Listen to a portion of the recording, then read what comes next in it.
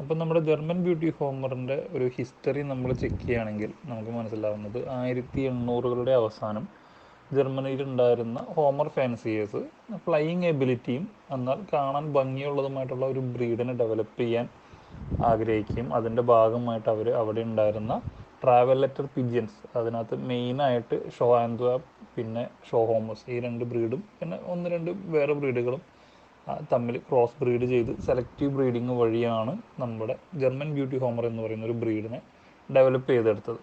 അപ്പോൾ ഫസ്റ്റ് കാലങ്ങളിൽ, അതായത് ആദ്യകാലങ്ങളിൽ ഉണ്ടായിരുന്ന ജർമ്മൻ ബ്യൂട്ടി ഹോമേഴ്സ് അത്യാവശ്യം നല്ല ഫ്ലൈയിങ് എബിലിറ്റി ഉള്ള ബേർഡ്സ് ആയിരുന്നു. പിന്നീട് അതിനെ കൂടുതലും ഒരു ഷോ പർപ്പസിന് വേണ്ടിയിട്ടാണ് ഡെവലപ്പ് ചെയ്തെടുത്തത്.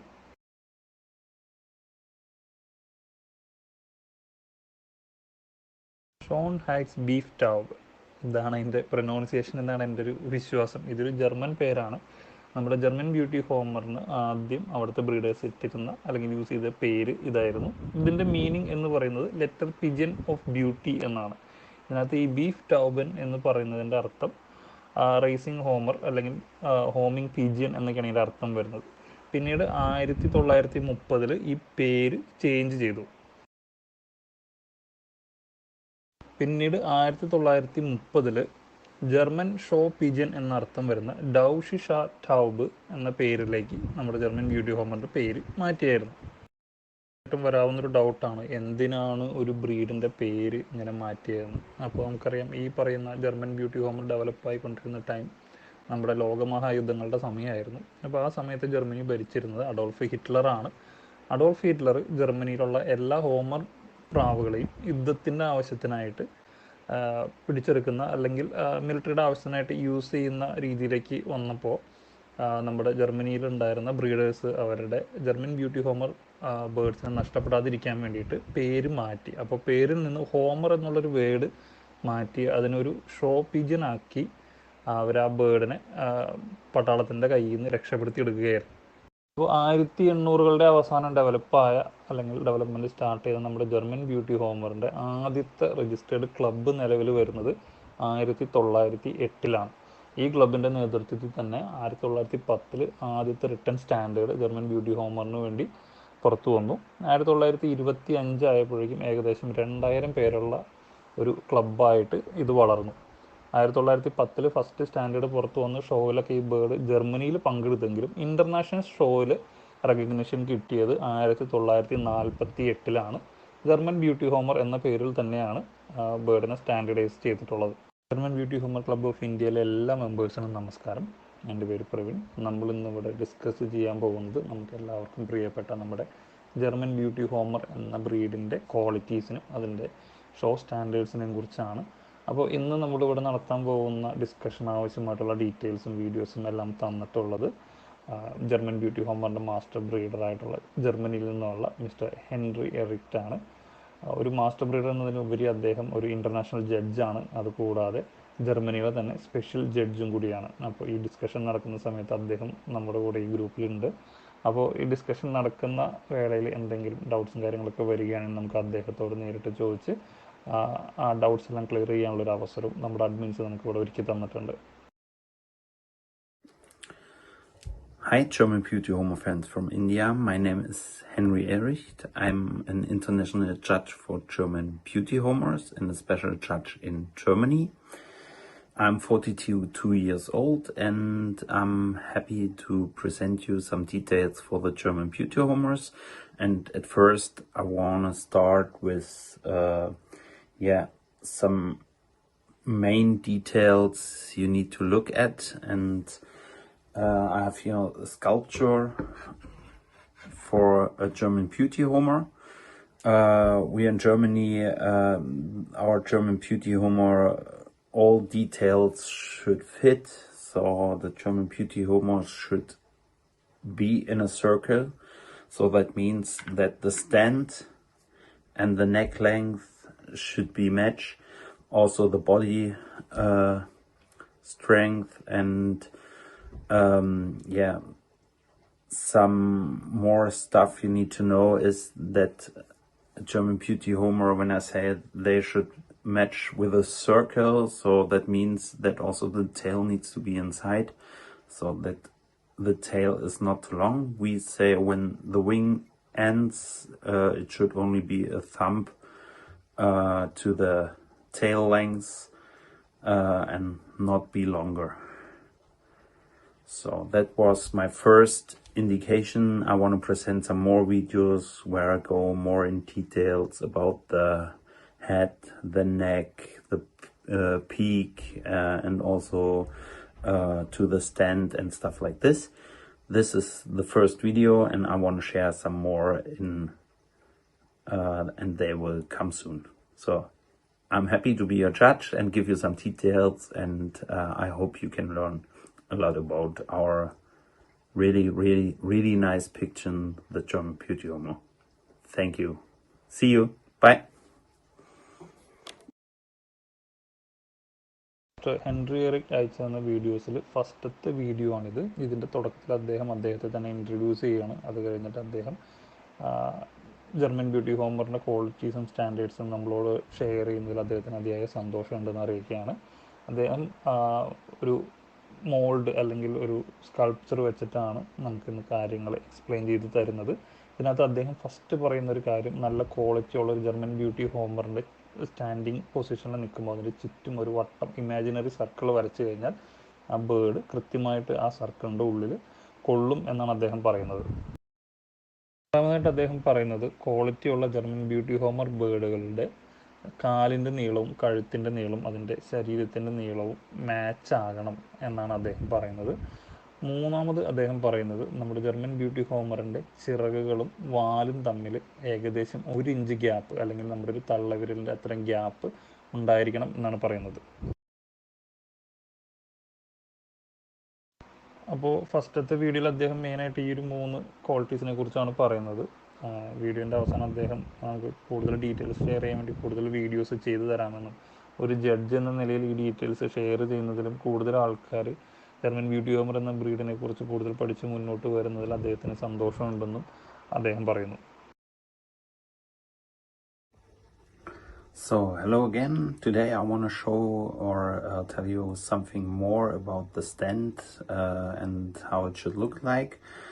Normally we prefer a middle-high stand, so that means that the legs are not too long, and you need to ensure that the leg length should also match with the neck length. So sometimes you see pictures with a really high stand but a short neck, and that's a big mistake. So also you see birds with a good neck length but a really small stand. So we prefer that the stand and the neck length for the birds should match, so it should be the same length.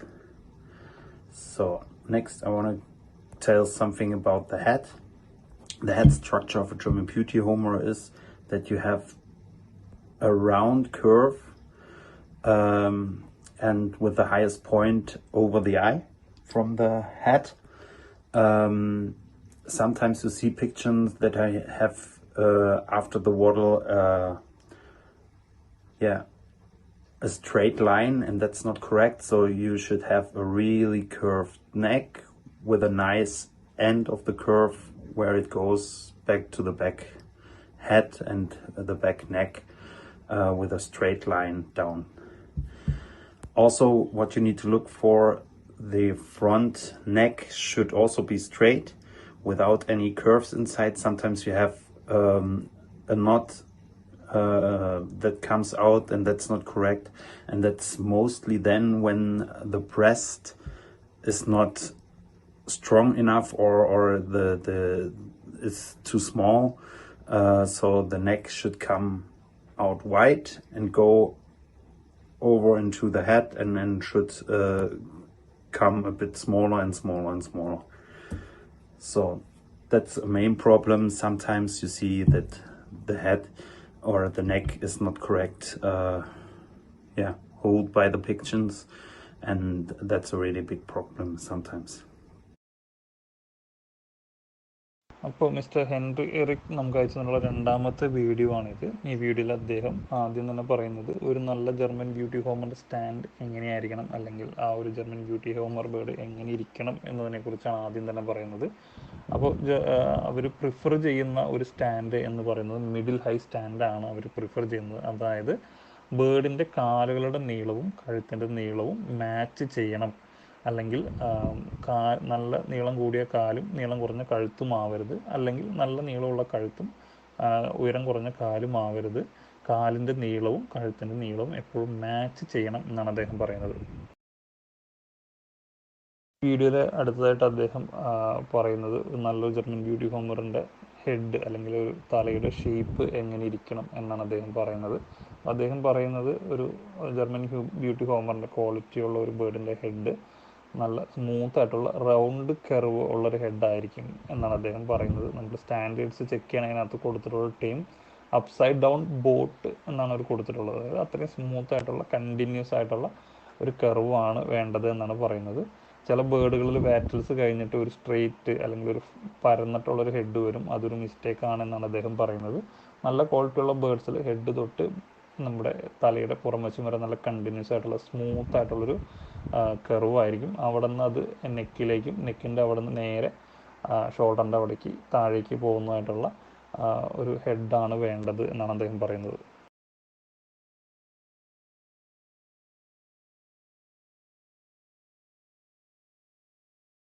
ഈ വീഡിയോയിൽ അടുത്തതായിട്ട് അദ്ദേഹം പറയുന്നത് ബേർഡ്സിൻ്റെ കഴുത്ത് എങ്ങനെ ഇരിക്കണം എന്നതിനെ കുറിച്ചിട്ടാണ്. അപ്പോൾ അതിനകത്ത് അദ്ദേഹം ഫസ്റ്റ് തന്നെ പറയുന്നത് ബേർഡിൻ്റെ കഴുത്തിൻ്റെ ഫ്രണ്ടിലായിട്ട് അല്ലെങ്കിൽ മുൻവശത്തായിട്ട് നോട്ട്സ് അല്ലെങ്കിൽ മുഴകളോ അല്ലെങ്കിൽ ബെൻഡോ ഒന്നും ഉണ്ടാവാനായിട്ട് പാടില്ല, അതൊരു മിസ്റ്റേക്കാണ്. അത് വരാനുള്ളൊരു കാരണം എന്ന് പറയുന്നത് ബേർഡിൻ്റെ കഴുത്തിൽ വരുന്ന വീക്ക്നെസ്സോ അല്ലെങ്കിൽ കഴുത്തിന് നീളം കുറവ് വരുമ്പോഴൊക്കെയാണ് അങ്ങനെയുള്ള മിസ്റ്റേക്കുകൾ വരുന്നതെന്നാണ്. അതുകൂടാതെ അദ്ദേഹം പറയുന്നത് കഴുത്തിൻ്റെ ഏറ്റവും വീതി കൂടിയിട്ടുള്ള പാർട്ട് ബേർഡിൻ്റെ ഷോൾഡറിനോട് ചേർന്നിട്ടുള്ളതാണ്. അവിടെ നിന്ന് മുകളിലേക്ക്, അതായത് തലയോട് അടുത്ത് വരുന്തോറും കഴുത്തിൻ്റെ വീതി കുറഞ്ഞ് റൗണ്ടിൽ വരണം എന്നാണ് അദ്ദേഹം പറയുന്നത്.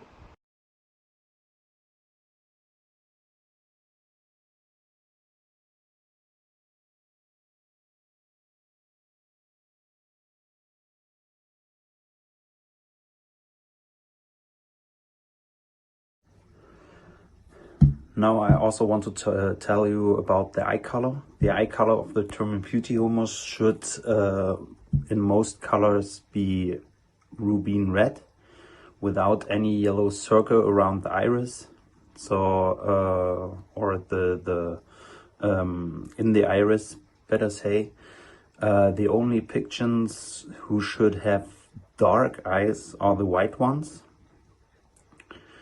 And also the pied pigeons that have a white head. If they have a colored head, they should also have rubin red eyes. Also, you need to look at the eye sear. The eye sear should be really small, and all around the eye sear should be feathers without any open parts at it. Sometimes the eye sear, the under eye sear is opened, where you see some skin, and that's a main problem for some pigeons. So that's something you need to look at, and it's really important that the eye sear is really small and should be a light gray or should have a light gray color. Then we come to the beak.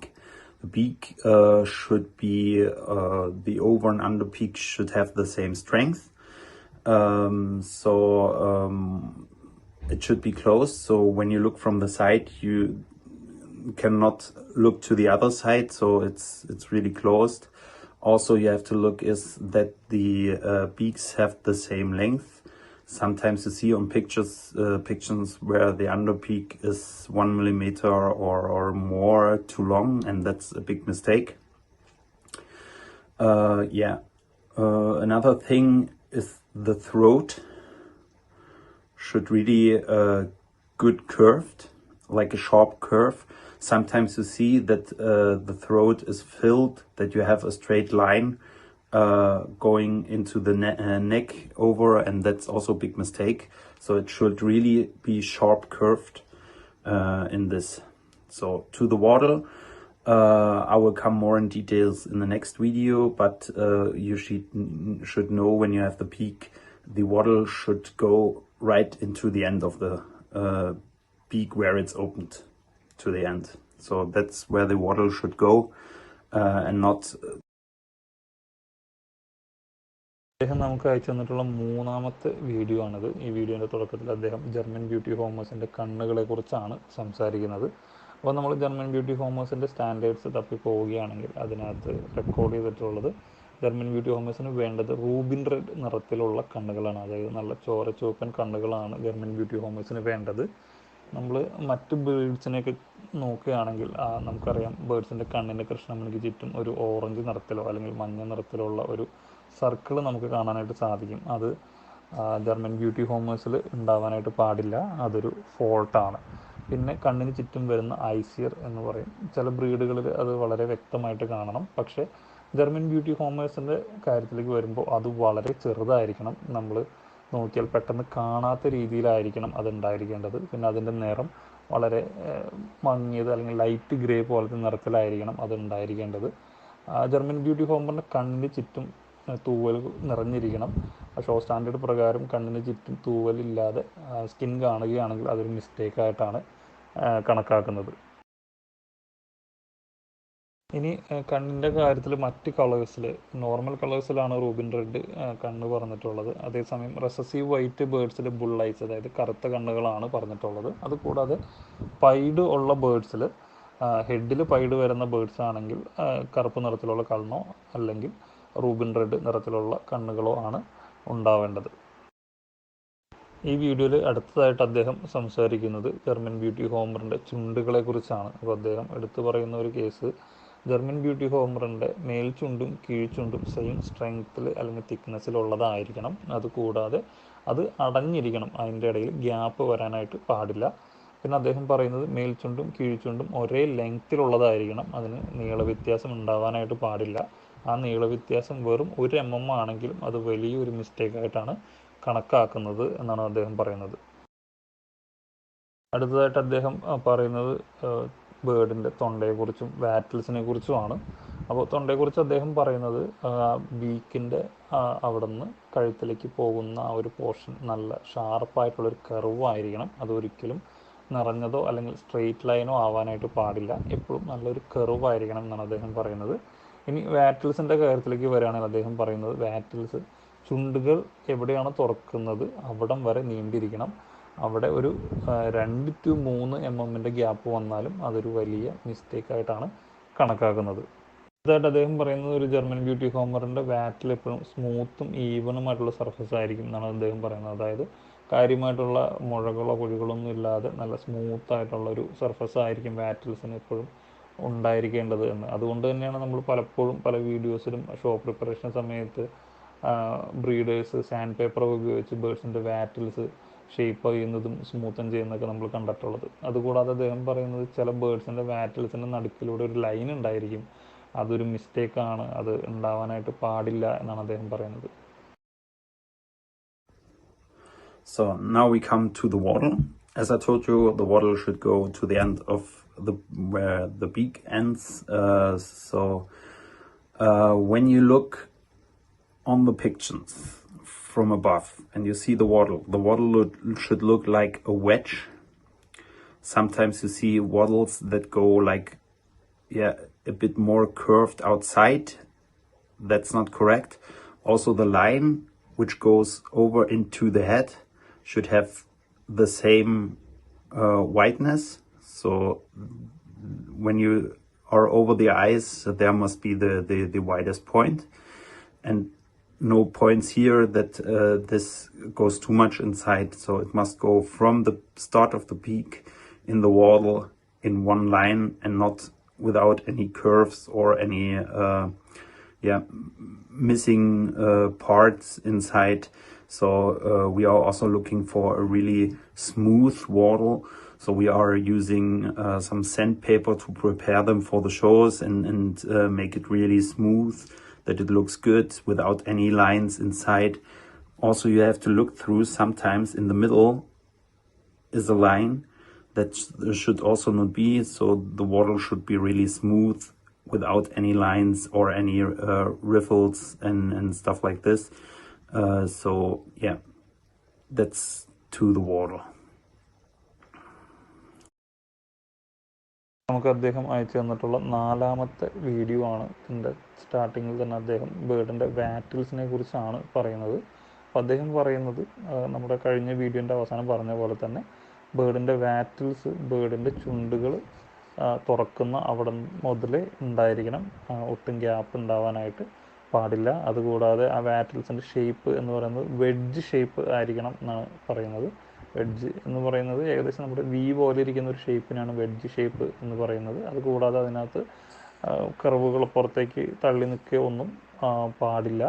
അതുകൂടാതെ നമ്മൾ ബേർഡിൻ്റെ ചുണ്ടിൻ്റെ അറ്റത്തു നിന്ന് ഒരു V shape ബാക്കിലേക്ക്, തലയുടെ ബാക്കിലേക്ക് വരയ്ക്കുകയാണെങ്കിൽ ആ V ഷേപ്പിൻ്റെ ഏറ്റവും വീതി ഉള്ള ഭാഗം എന്ന് പറയുന്നത് ബേർഡിൻ്റെ കണ്ണുകളിരിക്കുന്ന ആ ഭാഗമായിരിക്കണം. അതുകൂടാതെ നമ്മൾ ഈ ഒരു സാങ്കല്പിക വര വരച്ചു കഴിഞ്ഞാൽ അത് സ്ട്രെയിറ്റ് ആയിട്ടുള്ളൊരു വരയായിരിക്കണം. അതിനകത്ത് മുഴകളോ അല്ലെങ്കിൽ പുറത്തേക്കുള്ള തള്ളിച്ചോ അകത്തേക്കുള്ള മടക്കുകളോ ഒന്നും ഉണ്ടാവാനായിട്ട് പാടില്ല. അതായിട്ട് അദ്ദേഹം പറയുന്നത് ഒരു ജർമ്മൻ ബ്യൂട്ടി ഹോമറിൻ്റെ വാറ്റിൽ എപ്പോഴും സ്മൂത്തും ഈവനുമായിട്ടുള്ള സർഫസ് ആയിരിക്കും എന്നാണ് അദ്ദേഹം പറയുന്നത്. അതായത് കാര്യമായിട്ടുള്ള മുഴകളോ കുഴികളൊന്നും ഇല്ലാതെ നല്ല സ്മൂത്തായിട്ടുള്ള ഒരു സർഫസ് ആയിരിക്കും വാറ്റിൽസിന് എപ്പോഴും ഉണ്ടായിരിക്കേണ്ടത് എന്ന്. അതുകൊണ്ട് തന്നെയാണ് നമ്മൾ പലപ്പോഴും പല വീഡിയോസിലും ഷോ പ്രിപ്പറേഷൻ സമയത്ത് ബ്രീഡേഴ്സ് സാൻഡ് പേപ്പർ ഉപയോഗിച്ച് ബേർഡ്സിൻ്റെ വാറ്റിൽസ് ഷേപ്പ് ചെയ്യുന്നതും സ്മൂത്തൻ ചെയ്യുന്നതൊക്കെ നമ്മൾ കണ്ടിട്ടുള്ളത്. അതുകൂടാതെ അദ്ദേഹം പറയുന്നത് ചില ബേർഡ്സിൻ്റെ വാറ്റിൽസിൻ്റെ നടുക്കിലൂടെ ഒരു ലൈൻ ഉണ്ടായിരിക്കും, അതൊരു മിസ്റ്റേക്കാണ്, അത് ഉണ്ടാവാനായിട്ട് പാടില്ല എന്നാണ് അദ്ദേഹം പറയുന്നത്.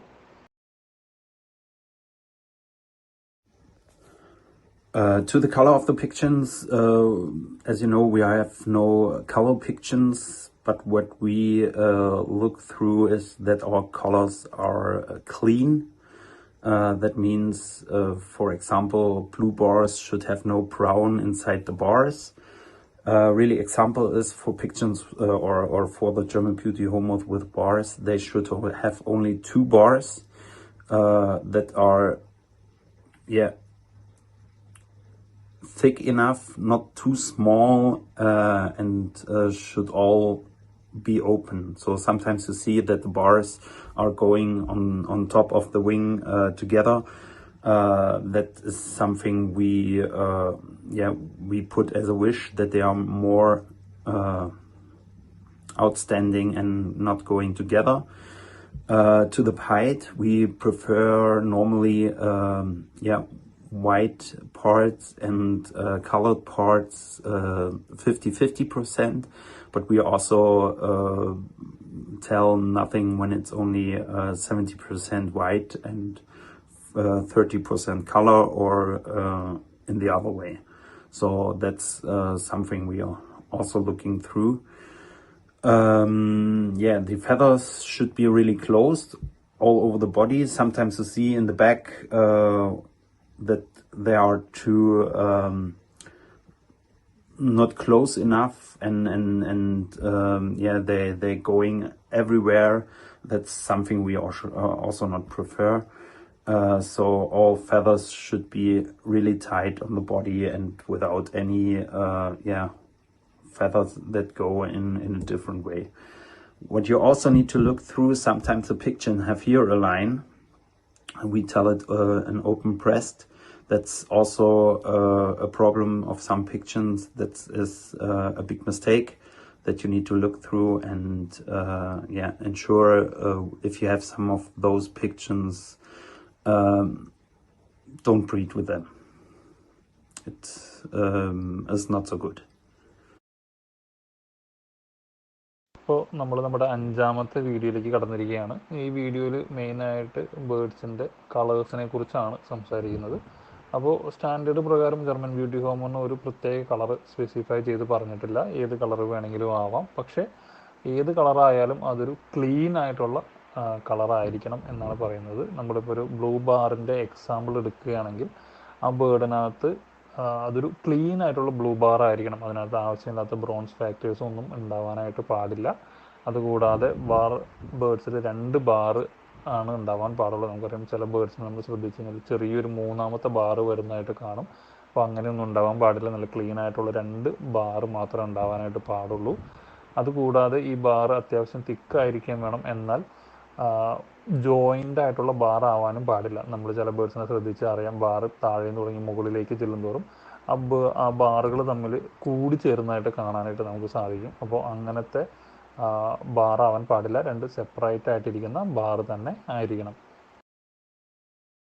അടുത്തതായിട്ട് പൈഡ് ഇൻവോൾവ്ഡ് ആയിട്ട് വരുന്ന ബേർഡ്സിനെ കുറിച്ചാണ് അദ്ദേഹം പറയുന്നത്. അപ്പോൾ ഒരു കൂടുതൽ പ്രിഫർ ചെയ്യുന്ന ഒരു റേഷ്യോ എന്ന് പറയുന്നത് 50-50 ആണ്. 50% വൈറ്റും 50% കളറായിട്ട് വരുന്ന ബേർഡ്സിനെയാണ് അവർ പ്രിഫർ ചെയ്യുന്നത്.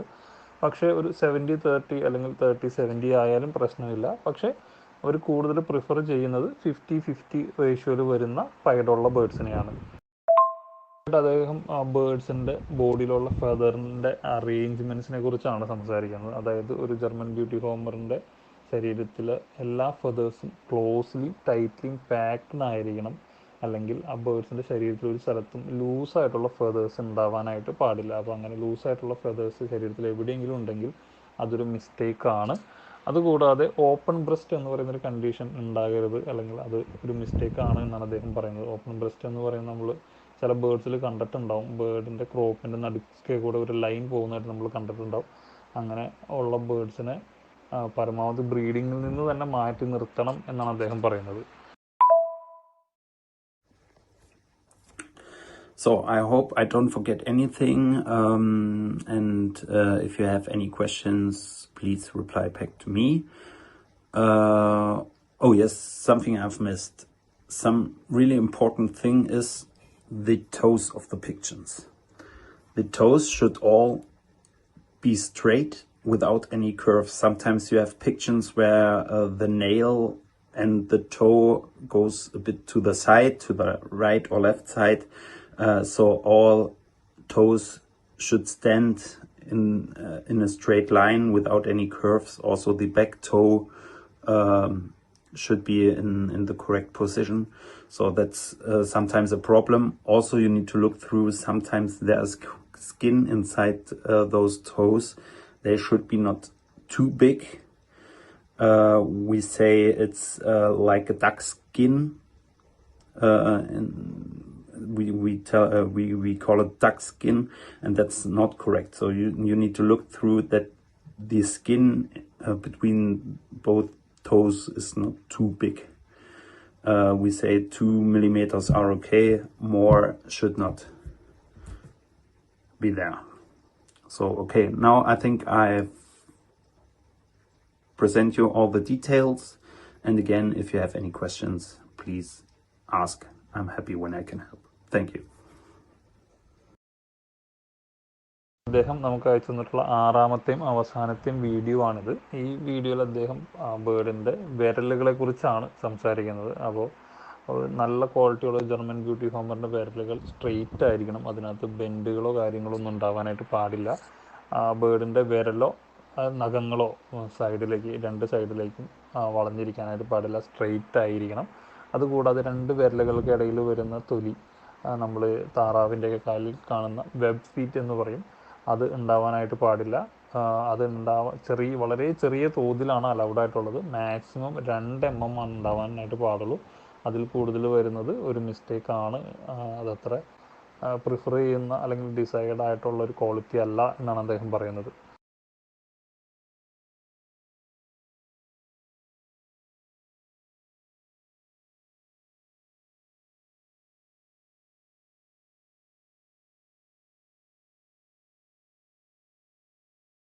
അപ്പോൾ ഇത്രയും കാര്യങ്ങളാണ് അദ്ദേഹം നമുക്ക് വേണ്ടി ഈ വീഡിയോയിലൂടെ എക്സ്പ്ലെയിൻ ചെയ്ത് തന്നിട്ടുള്ളത്. ഈ വീഡിയോൻ്റെ അവസാനം അദ്ദേഹം പറയുന്നത് ഇത്രയും കാര്യങ്ങളാണ് അദ്ദേഹത്തിന് എക്സ്പ്ലെയിൻ ചെയ്യാനുള്ളത്. ഇനി എന്തെങ്കിലും ഡൗട്ട്സ് ഉണ്ടെങ്കിൽ ധൈര്യമായിട്ട് അദ്ദേഹത്തിനോട് ചോദിക്കാം. അദ്ദേഹം അത് ക്ലിയർ ചെയ്ത് തരാനായിട്ട് ശ്രമിക്കും എന്നാണ് അദ്ദേഹം പറഞ്ഞിട്ടുള്ളത്.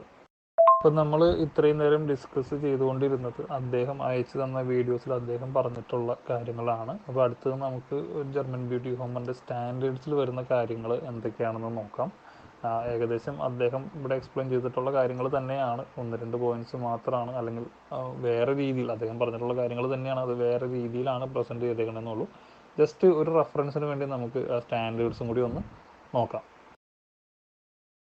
അപ്പോൾ നമ്മൾ ജർമ്മൻ ബ്യൂട്ടി ഹോമിൻ്റെ സ്റ്റാൻഡേർഡ്സ് പരിശോധിക്കാൻ അതിനകത്ത് ഹെഡിൻ്റെ ഷേപ്പ് പറഞ്ഞിട്ടുള്ളത് ഒരു റിവേഴ്സ് കീൽ ഷേപ്പ് അല്ലെങ്കിൽ അപ്ടേൺഡ് ബോട്ടിൻ്റെ ഷേപ്പ് ആയിരിക്കണം, മറിഞ്ഞു കിടക്കുന്ന ഒരു ബോട്ടിൻ്റെ ഷേപ്പ് ആയിരിക്കണം എന്നാണ് പറഞ്ഞിട്ടുള്ളത്. അവരുദ്ദേശിക്കുന്നത് ബേർഡിൻ്റെ ബീക്കിൻ്റെ ടിപ്പ് മുതൽ ഹെഡിൻ്റെ ബാക്ക് വരെ ഒരു കണ്ടിന്യൂസ് ആയിട്ടുള്ള ഒരു ആർക്ക് ഷേപ്പ് അല്ലെങ്കിൽ ഒരു കർവ് ആയിരിക്കണം. അതിനകത്ത് ആ കർവിനകത്ത് എന്തെങ്കിലും മിസ്റ്റേക്സോ അല്ലെങ്കിൽ പരന്ന ഭാഗങ്ങളൊന്നും ഉണ്ടാവാനായിട്ട് പാടില്ല. കണ്ടിന്യൂസ് ആയിട്ട് പരന്നിട്ടുള്ള ഒരു കർവായിരിക്കണം. അതുകൂടാതെ ഹെഡ് നമ്മൾ നോക്കുകയാണെങ്കിൽ ഏറ്റവും ഹൈറ്റ്, ഹെഡിൻ്റെ ഏറ്റവും ഹൈറ്റ് വരുന്ന ഭാഗം എന്ന് പറയുന്നത് കണ്ണിൻ്റെ നേരെ മുകളിലായിട്ടാണ് വരേണ്ടത്. അതുകൂടാതെ നമ്മൾ ബേർഡിൻ്റെ ഹെഡ് മുകളിൽ നിന്ന് നോക്കുകയാണെങ്കിൽ ഏറ്റവും വീതിയുള്ള പാർട്ട് എന്ന് പറയുന്നതും കണ്ണിൻ്റെ ആ ഭാഗത്ത് തന്നെയാണ് വരേണ്ടത്. അപ്പോൾ അവിടെ നിന്ന് ബീക്കിലേക്ക് വരുന്തോറും അത് വീതി കുറഞ്ഞിട്ട് ഒരു വെഡ്ജ് ഷേപ്പിലേക്ക് വരണം എന്നാണ് സ്റ്റാൻഡേർഡിൽ പറഞ്ഞിട്ടുള്ളത്. ജർമ്മൻ ബ്യൂട്ടി ഹോമറിൻ്റെ ഹെഡിൻ്റെ കർവ് നല്ല രീതിയിൽ സ്മൂത്തായിട്ട് വന്ന് അതിൻ്റെ നെക്കിനോട് ബ്ലെൻഡ് ചെയ്ത് നല്ലൊരു സ്മൂത്ത് കർവായിട്ട് കണ്ടിന്യൂ ചെയ്ത് പോകണം.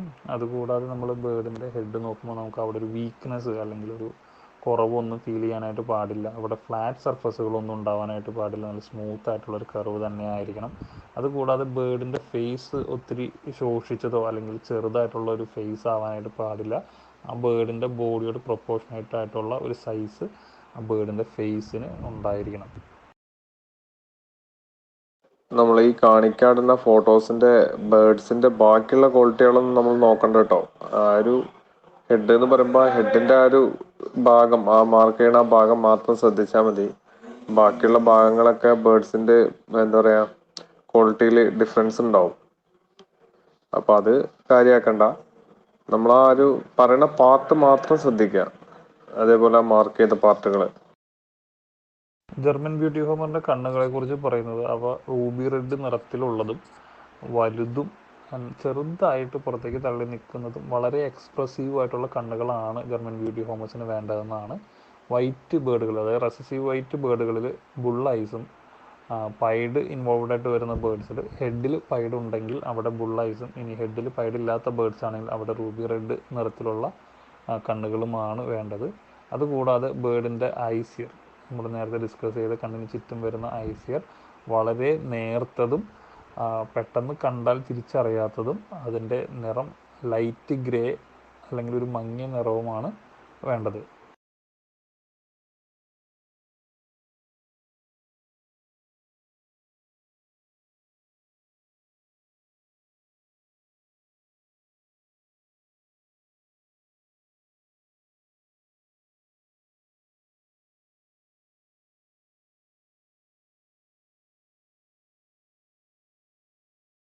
അടുത്തതായിട്ട് നമ്മൾ ജർമ്മൻ ബ്യൂട്ടി ഹോമേഴ്സിൻ്റെ ചുണ്ടുകളെ കുറിച്ച് നോക്കുകയാണെങ്കിൽ അതിനകത്ത് പറഞ്ഞിട്ടുള്ളത് നല്ല ബലമുള്ളതും മീഡിയം ലെങ്ത്തുമുള്ള ചുണ്ടുകളാണ് ജർമ്മൻ ബ്യൂട്ടി ഹോമേഴ്സിന് പറഞ്ഞിട്ടുള്ളത്. മേൽചുണ്ടും കീഴ്ചുണ്ടും ലെങ്ത്തും അതിൻ്റെ തിക്നെസ്സും സെയിം ആയിരിക്കണം. അതുകൂടാതെ ചുണ്ടുകൾ അടഞ്ഞിരിക്കുന്ന സമയത്ത് മേൽചുണ്ടും കീഴ്ചുണ്ടും തമ്മിൽ ഗ്യാപ്പ് ഉണ്ടാവാനായിട്ട് പാടില്ല, വെൽ ക്ലോസ്ഡ് ആയിരിക്കണം. നമ്മൾ ചുണ്ടിൻ്റെ അവസാനത്തിൽ നിന്ന് ഒരു ഇമാജിനറി ലൈൻ ബാക്കിലേക്ക് വരയ്ക്കുകയാണെങ്കിൽ അത് ബേർഡിൻ്റെ കണ്ണിൻ്റെ നടുവിലൂടെ വേണം കടന്നു പോകാനായിട്ട്. ഇനി ബീക്കിൻ്റെ അല്ലെങ്കിൽ ചുണ്ടിൻ്റെ കളറുകളുടെ കാര്യത്തിലേക്ക് വരികയാണെങ്കിൽ കൂടുതൽ ബേർഡ്സിലും ഡാർക്ക് കളേർഡ് അല്ലെങ്കിൽ ഹോണ്ട് കളേർഡ് ചുണ്ടുകളാണ് ഉള്ളത്. പക്ഷേ recessive red, recessive yellow, recessive white പോലുള്ള ബേർഡ്സിൽ ഫ്ലഷ് കളേർഡ് ബീക്കാണ് കണ്ടുവരാറ്. അതുകൂടാതെ പൈഡ് ഇൻവോൾവ്ഡ് ആയിട്ടുള്ള വരുന്ന ബേർഡ്സിൽ ഹെഡിൽ പൈഡ് വരുന്ന ബേർഡ്സ് ആണെങ്കിൽ ഫ്ലഷ് കളേർഡ് ബീക്കും, ഇനി ഹെഡ് കളേർഡായിട്ട് വരുന്ന ബേർഡ്സ് ആണെങ്കിൽ ഡാർക്ക് കളേർഡോ അല്ലെങ്കിൽ ലൈറ്റ് കളേർഡായിട്ടുള്ള ബീക്കുകളും കാണാറുണ്ട്. അടുത്തത് ജർമ്മൻ ബ്യൂട്ടി ഹോമറിൻ്റെ വാറ്റിൽസ് നോക്കുകയാണെങ്കിൽ ആ സ്റ്റാൻഡേർഡ്സിൽ പറഞ്ഞിട്ടുള്ളത് ജർമ്മൻ ബ്യൂട്ടി ഹോമറിൻ്റെ വാറ്റിൽസ് ഡെലിക്കേറ്റും ഫേമും സ്മൂത്തും ആയിരിക്കണം എന്നാണ്. പക്ഷേ ബേർഡിൻ്റെ ഹെഡിൻ്റെ ആ കർവിൽ നിന്ന് ഒത്തിരി തള്ളി നിൽക്കാനോ പൊങ്ങി നിൽക്കാനോ പാടില്ല. അതോടൊപ്പം തന്നെ ബേർഡിൻ്റെ ചുണ്ടിൻ്റെ 1/2 ഭാഗം വാറ്റിൽസ് കവർ ചെയ്തിരിക്കണം. അതുകൂടാതെ നമ്മൾ മുകളിൽ നിന്ന് നോക്കുമ്പോൾ ഈ വാറ്റിൽസിൻ്റെ ഷേപ്പ് ഒരു ലവ് ചിഹ്നം പോലെ അല്ലെങ്കിൽ ഒരു ഹാർട്ട് ഷേപ്പ് പോലെ നമുക്ക് കാണാനായിട്ട് സാധിക്കണം. വാറ്റിൽസ് നമ്മൾ മുകളിൽ പറഞ്ഞ ഫീച്ചേഴ്സിൻ്റെ ഒപ്പം തന്നെ ഒരു കംപ്ലീറ്റ് ആയിട്ട് നമ്മുടെ ഹെഡിൻ്റെ ആ കർവിനോട് ചേർന്ന് നിൽക്കുന്ന രീതിയിൽ ആയിരിക്കണം വാറ്റിൽസ് ഉണ്ടായിരിക്കേണ്ടത്. അതുകൂടാതെ വാറ്റിൽസ് ബീക്കിൻ്റെ എൻഡിലേക്ക് പോവുകയും ബീക്ക് എവിടെ നിന്നാണ് സ്റ്റാർട്ട് ചെയ്യുന്നത് അവിടം വരെ എക്സ്റ്റെൻഡ് ചെയ്ത് നിൽക്കണം. അവിടെ കാര്യമായിട്ടുള്ള ഗ്യാപ്പ് ഒന്നും ഉണ്ടാവാനായിട്ട് പാടില്ല. ജർമ്മൻ ബ്യൂട്ടി ഹോമറിന്റെ കഴുത്തിനെ കുറിച്ച് സംസാരിക്കുമ്പോൾ അതിന്റെ ഏറ്റവും കൂടുതൽ വീതിയുള്ള പാർട്ട് എന്ന് പറയുന്നത് ഷോൾഡറിന്റെ ഭാഗത്ത് ആണ് വേണ്ടത്. അവിടെ നിന്ന് മുകളിലേക്ക് ഹെഡിന്റെ അടുത്തേക്ക് എത്തുന്തോറും വണ്ണം കുറഞ്ഞ് സ്ലിമ്മായിട്ട് ആണ് വരേണ്ടത്. അതുകൂടാതെ നല്ല അന്തസ്സോടെ പൊക്കി പിടിച്ച നിലയിലായിരിക്കണം ജർമ്മൻ ബ്യൂട്ടി ഹോമറിന്റെ കഴുത്ത് ഉണ്ടാവേണ്ടത്. ആവശ്യമില്ലാത്ത വളവുകളോ മുഴകളോ ഒന്നും കഴുത്തിലില്ലാതെ നല്ല ക്ലീൻ ആയിട്ടുള്ള ഒരു കഴുത്താണ് നല്ല ക്വാളിറ്റിയുള്ള ഒരു ജർമ്മൻ ബ്യൂട്ടി ഹോമറിന് വേണ്ടത്.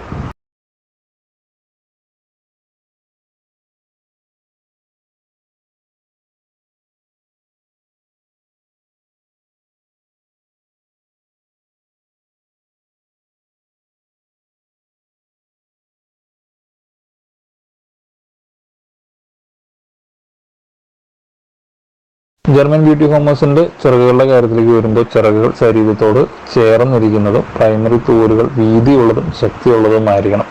ചിറകുകൾ എപ്പോഴും വാലിന്റെ മുകളിലായിരിക്കണം പിടിച്ചിരിക്കേണ്ടത്. എന്നാൽ ചിറകുകൾ ക്രോസ് ചെയ്യാനും പാടില്ല. ബേർഡ്സിന്റെ ചിറകുകൾ ബേർഡിന്റെ മുതുക് കവർ ചെയ്യുന്ന രീതിയിലാണ് ഉണ്ടായിരിക്കേണ്ടത്. വാലും ചിറകും തമ്മിൽ ഏകദേശം 1 ഇഞ്ച് ഗ്യാപ്പ് ഉണ്ടായിരിക്കണം.